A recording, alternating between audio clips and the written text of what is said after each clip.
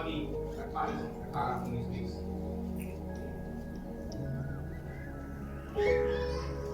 यीशु ने उनके पास आकर कहा, स्वर्ग और पृथ्वी का सारा अधिकार मुझे दिया गया है, इसलिए तुम जाओ, सब जातियों के लोगों को चेला बनाओ और उन्हें पिता और पुत्र और पवित्र आत्मा के नाम से बपतिस्मा दो और उन्हें सब बातें जो मैंने तुम्हें आज्ञा दी है मानना सिखाओ, और देखो मैं जगत के अंत तक सदा तुम्हारे साथ। परमेश्वर यीशु मसीह ने इस पृथ्वी से जाने से पहले एक बहुत बड़ा काम आपको सौंपा है जो 2023 में आपने किया नहीं होगा। आशीष के भागीदार आप हो सकता है 2023 में क्या हो, थोड़ा थोड़ा किया, और हो सकता है 2023 में क्या हो, परंतु वैसा नहीं किया जैसा परमेश्वर आपसे चाहता। और यहाँ पर उसके बारे में लिखा है, यीशु मसीह ने उनके पास आकर, अपने चेलों के पास आकर, अपने लोगों के पास आकर ये कहा कि देखो स्वर्ग और पृथ्वी का सारा अधिकार मुझे दिया है। तुम पृथ्वी पर पता नहीं क्या क्या ढूंढते हो, क्या क्या चाहते हो, पर मैं कहता हूँ सब कुछ मेरा है। और मैं तुमसे कुछ कहता हूँ, जाओ और जो कुछ तुमने मुझसे सुना है, मुझसे प्राप्त किया, मुझसे लिया है, वो अपने पास मत रखो। जाओ और सब जातियों में, एक जाति में नहीं, अपनी जाति में नहीं, अपने लोगों में नहीं, सब जातियों में इस बात का प्रचार, इस बात को बताओ जो मैंने तुम्हें बताया। और जब तक तुम ऐसा ना कर लो, तब तक ये मत सोचना ये वायदा तुम्हारे लिए है, तब तक ये मत सोचना ये वायदा तुम्हारे लिए है। वायदा है मैं जगत के अंत तक तुम्हारे, हम तो 2024 की बात कर रहे हैं और यीशु मसीह इस वचन के अंदर कौन सी बात कर रहे हैं? जगत का अंत, यानी कि आने वाले हर एक साल मैं तुम्हारे साथ। 2024 की बात नहीं कर रहा है यीशु मसीह, वो कह रहा है मैं आने वाले हर सालों में तुम्हारे साथ हूं। और जगत का अंत इस बात को दर्शाता है पृथ्वी के अंत तक, और सदा मैं तुम्हारे साथ। परंतु किन लोगों के लिए वायदा पूरा होगा? जितने बैठे हैं सबके लिए नहीं होगा। परमेश्वर का वायदा आपके लिए है अगर आप वो कर रहे हो जो प्रभु ने आपसे कहा। परमेश्वर ने कहा क्या सारे साल आपने बढ़िया करें, जब तक आप यीशु मसीह को अपना उद्धारकर्ता करके स्वीकार नहीं करोगे, जीवन में कुछ बदलने वाला है। और मैं आपसे अपनी गवाही देता हूं और इसके बाद मैं आगे बढ़ूंगा। जिस दिन से यीशु मसीह का लड़ पकड़ा, यानी कि उसके पीछे चलना शुरू किया, मैं चाहे किसी के पास बैठ जाऊं, मुझे यीशु मसीह के बताए बिना रोटी हजम नहीं।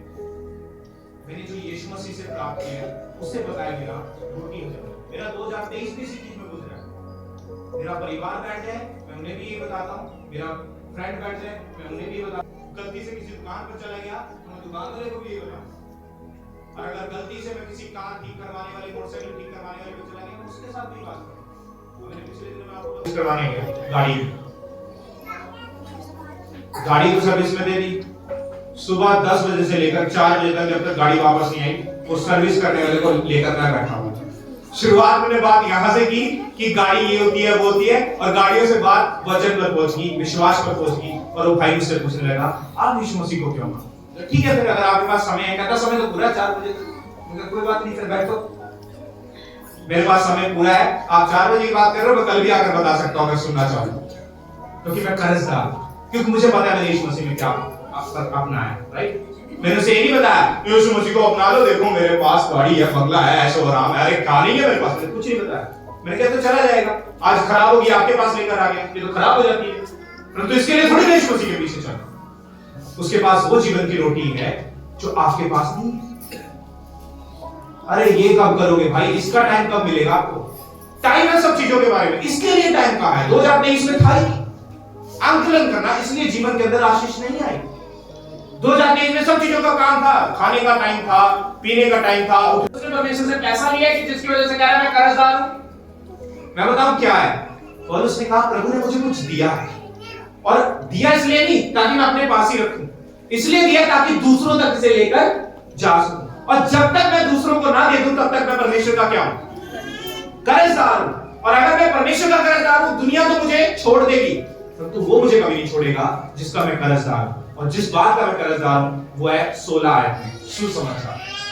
मैंने अपने जीवन में सुसमाचार को ग्रहण किया है। जब तक मैं किसी दूसरे को बता ना दूं, दूसरे के साथ साझा ना कर दूं, तब तक मैं कर्जदार हूं, तब तक मैं सिर्फ बंदिश में हूं, क्योंकि प्रभु ने मुझे जो दिया है वो मुझे दूसरे को देना। और क्या है ये जो प्रभु ने उसे दिया है? प्रभु ने उसे ये दिया है जो उसने चेलों को दिया था, कहा जाओ सब जाके मेरे नाम का प्रचार करो। अपना प्रेम, अपनी दया, अपना अनुग्रह, उसके जीवन को बचाकर हम सब अपने जीवन के अंदर जब तक यीशु मसीह को नहीं अपनाते पाप में होते हैं, और जिस दिन हम अपना जीवन यीशु मसीह को देते हैं तो पाप की प्रभुता हमारे ऊपर नहीं रहती। इस कारण से हम कहते हैं कि इस कारण से यीशु मसीह ये वायदा कर पाया कि मैं जगत के अंत तक तुम्हारे साथ हूं। वो तभी आपके साथ और आप उसके साथ रह पाओगे जब यीशु मसीह को आप ग्रहण कर लो, क्योंकि जितना पाप मैं और आप रोज दुनिया में करते हैं, ऐसी स्थिति में 2024 डिजर्व नहीं करते थे आप। 2023 में दाखिल होना आप में से किसी भी व्यक्ति योग्य नहीं था, कोई भी योग्य नहीं था अगर आपने यीशु मसीह को नहीं अपनाया, और नहीं आने वाले सालों में आप योग्य। मानो ना मानो, आज मानोगे तो ठीक है, नहीं तो कल तो परमेश्वर के सामने मानोगे कि जितना पाप हम लोगों ने और हमारे अंदर है, यदि हम यीशु मसीह को ना अपनाएं तो धार्मिकता को नहीं प्राप्त करना। ये सिर्फ सुसमाचार है। सुसमाचार इस बात का है, एक प्रिय प्रभु यीशु मसीह जिसे आप जानते हैं, जब उसने देखा कि दुनिया पाप में धसी हुई पड़ी हुई है और इन्हें कोई नहीं बचा सकता, इनके अच्छे काम भी इन्हें बचा नहीं सकते, क्योंकि इनके अच्छे काम भी पाप से ही पैदा होंगे। आज कोई भी कितना ही भला काम करने की कोशिश क्यों ना करे, उसकी मनसा कभी भी भले की नहीं होती, और ये पाप की वजह से। और जब तक मनुष्य इस चीज से छूट ना जाए तब तक उसके आने वाले साल अच्छे नहीं हो सकते। इसलिए यीशु मसीह ने इस पृथ्वी पर आकर मेरे और आपके लिए, जिसको आपने क्रिसमस करके मनाया, अपनी जान को दे दिया, जिसे आप ईस्टर करके मनाया। हाय मुझ पर अगर मैं सुसमाचार ना सुनाऊं, क्योंकि मैं मरा हुआ हूं, कि अगर मैं किसी को ये ना बताऊं कि मुझे मसीह यीशु ने जिला दिया। हाय आप लोगों पर अगर 2023 में आपने किसी को सुसमाचार दिया, और धन्य हो आप लोग अगर चैलेंज लोगे ये कहकर कि 2024 ऐसा नहीं जाने। ये कह रहा पौलुस, और पता क्या कह रहा है? सुसमाचार सुनाया तो कहता ये तो मेरे लिए आवश्यक है, ये तो मुझे दिया गया है। कई लोग ये कहेंगे ये सुनाकर तुझे मिला क्या है पौलुस? तूने तो अपने हाथों से कमाया और दबाया है, क्या ही मिल गया तुझे सुसमाचार सुनाकर? अरे पादरी तुम्हें कह रहे अपना विश्वास बांटो, तुम्हें क्या देंगे? वो बांट देंगे। अरे कुछ नहीं देंगे, मेरे पास कुछ है नहीं, क्या तुम तो मुझे नंद कह सकते हैं, भुखनंग कह सकते हैं, नहीं है मेरे पास, क्या दूंगा मैं आपको सुसमाचार सुनाने के? नहीं है मेरे पास कुछ, नहीं पौलुस के पास था।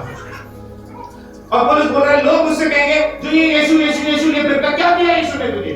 याद रखिएगा, ये मत सोचिएगा जब आप लोगों के बीच में रहते हैं तो लोग आपसे कहेंगे अरे तुझे यीशु मसीह के पीछे चला, तुझे तो सब मिल गया।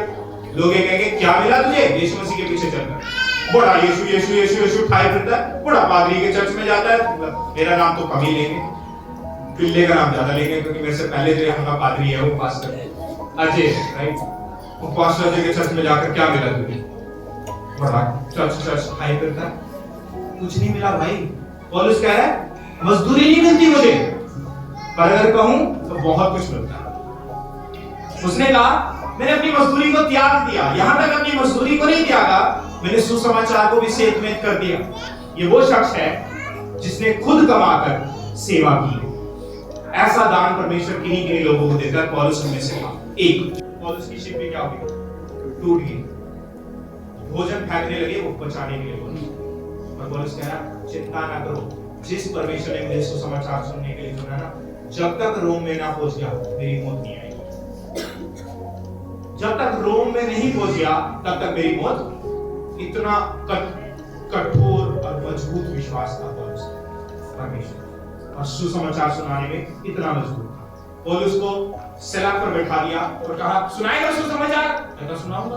कहता 39 मारेंगे? कहता 39 के डबल मारो। मेरे यीशु मसीह ने 39 खाए तो उसके डबल मार दो, तब सुसमाचार सुनाओ। भाई जो मुझे प्राप्त हुआ है वो किसी और के पास नहीं, भाई जो मैंने यीशु मसीह में पाया है वो किसी और के पास नहीं, मैं सुनाऊंगा। मार दो।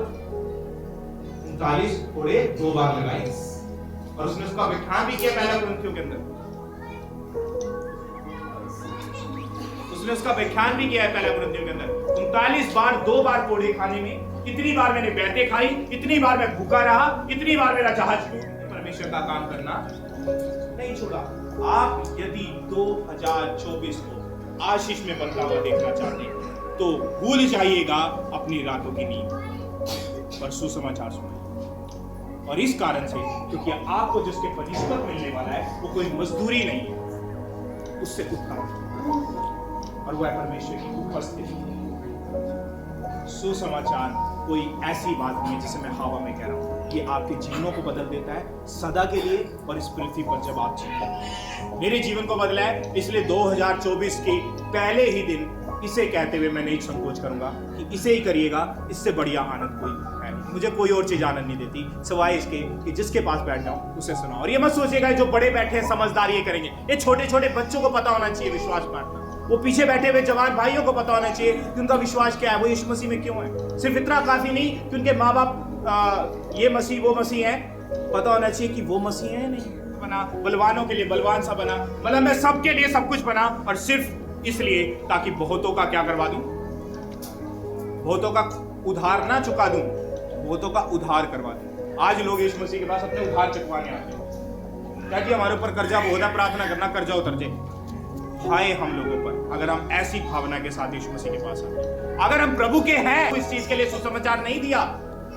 पौलुस कह रहा है जब मैंने सुसमाचार को समझा तो इतना नहीं कि मैं बलिदान हो गया, और दूसरी बात उसने कहा मैंने अपने आप का भी इनकार, बड़ी कास्ट वाला छोटी कास्ट के साथ बैठना नहीं चाहता। अगर मैं बड़ी कास्ट से हूं तो मैं इसका पानी भी नहीं पीना चाहता। राइट, ऐसी आदतें उस समय भी थी और यहूदी रखा करते। और पौलुस ने कहा मैं यहूदी होते हुए भी यूनानियों के साथ पानी भी पिया है, खाना भी खाया है, इस मकसद के साथ ताकि उनका उद्धार करा, ताकि उन्हें बचा लो, ताकि जैसे मसीह ने मुझे बचाया है वैसे मेरा भाई, मेरी बहन, मेरा हर एक व्यक्ति, क्योंकि वो प्रेम जो उसने परमेश्वर ने उससे किया वो दूसरों से करता था। आज आप जब 2024 में प्रवेश कर रहे हैं, भूल जाइएगा दुनिया को।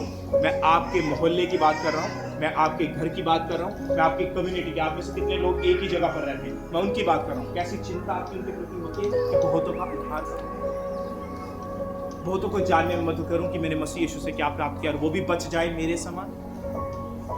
क्या अपने परिवार में ऐसी चिंता होती है जब आप अपने बच्चों को, अपने माँ बाप को, अपने पति को, अपनी पत्नी को देखते हो, दिखाई नहीं पड़ता कि इसने यीशु मसीह को अपनाया, तो आपकी ऐसी मनसा होती है कि बदलते। पौलुस बोल रहे हैं मैं कर्ज हो जाऊं भाई, मुझे कर्ज कर दे प्रभु, परंतु मेरे भाइयों को बचा ले। तेरा सदा का जीवन तेरा है, उधार तेरा है। कहता है पहली बात ये कि मुझे कुछ करना नहीं पड़ता, मेरे यीशु मसीह ने सब कुछ कर दिया, और आपको पता नहीं क्या क्या करना पड़ता होगा। मुझे मिला कुछ नहीं और मुझे कुछ करना नहीं पड़ता उधार प्राप्त करने के लिए। और दूसरी बात कहता, उसने कहा कि अब जो मुझ पर विश्वास करेगा वो मरेगा नहीं परंतु इसी शरीर में सदा।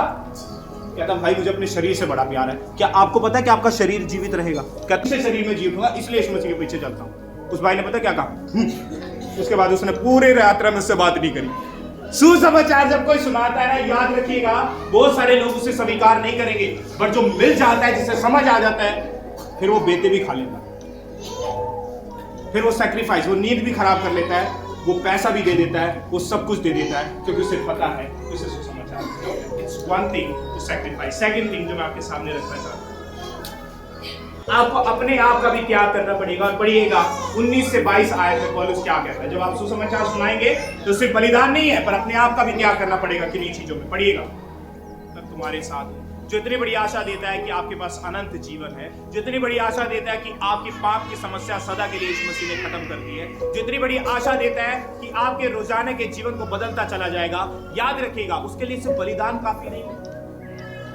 और सिर्फ अपना भी इनकार काफी नहीं है जैसे पौलुस ने किया कि मैं यहूदियों के लिए यहूदी, यूनानियों के लिए यूनानी बना। पर तीसरी चीज, एक अनुशासित जीवन भी चाहिए जब आप सुसमाचार सुनाते, जिसका मायने ये है कि अगर मैं सुसमाचार के बारे में ये कह रहा हूं कि यीशु मसीह पापों को मिटा देता है, तो लोग देखेंगे जब मैं उनके बीच में जीऊंगा कैसे यीशु मसीह पापों को मिटा देता है। मेरा कहना काफी नहीं। यीशु मसीह में जब हम आते हैं ना, प्रभु जीवन बदल के रख देता है, और जब आप उनके बीच में बैठते हो उन्हें प्रतीत नहीं होता कि आपका जीवन बदला है। पौलुस कह रहा है इस चीज के लिए मैं अपने आप को घूसों से मारता हूं, लातों से मारता हूं, ताकि दूसरों को वचन सुनाकर अपने आप अयोग्य ना ठहरूं। दूसरों को तो कहूं यीशु मसीह पापों को दूर कर देता है और खुद उनके बीच में पापी करता रहूं। तो ऐसे में कभी भी कोई जान नहीं पाएगा कि यीशु मसीह ऐसा करता है। यीशु मसीह तुमसे प्रेम करता है और खुद मैं लोगों से नफरत करता हूं। यीशु मसीह किसी से बैर नहीं करता, और आपका बैर की लिमिट इतनी हो कि जो उठाई ना जाए। आप यीशु मसीह के बारे में लोगों से बहुत कुछ कह सकते हैं, बट अगर वो आपके अंदर प्रतीत नहीं हुआ तो नहीं जानेंगे कि यीशु मसीह ने आपके जीवन में कुछ बदला। यीशु मसीह जीने का तरीका बदल देता है। लोग आपका तरीका देखेंगे कि बदला है नहीं बदला। मैं आपको बताऊं, जब यीशु मसीह जीवन में आता है ना, यकीन है वो सब कुछ बदल देता है। हमारा नहीं बदला तो इसका मतलब यीशु मसीह जीवन में नहीं आया, इसलिए हम दूसरों को बताते हैं। सब कुछ बदल देता है। वो एक व्यक्ति का काम करने का तरीका बदल देता है। जब यीशु मसीह जीवन में आता है तो एक व्यक्ति का काम करने का तरीका भी बदल जाता है। अब वो अपने काम पर धोखा नहीं देता, वो अपने मालिक के साथ आदर से बात करता है, वो अपने काम को वफादारी से करता है, चाहे वो कहीं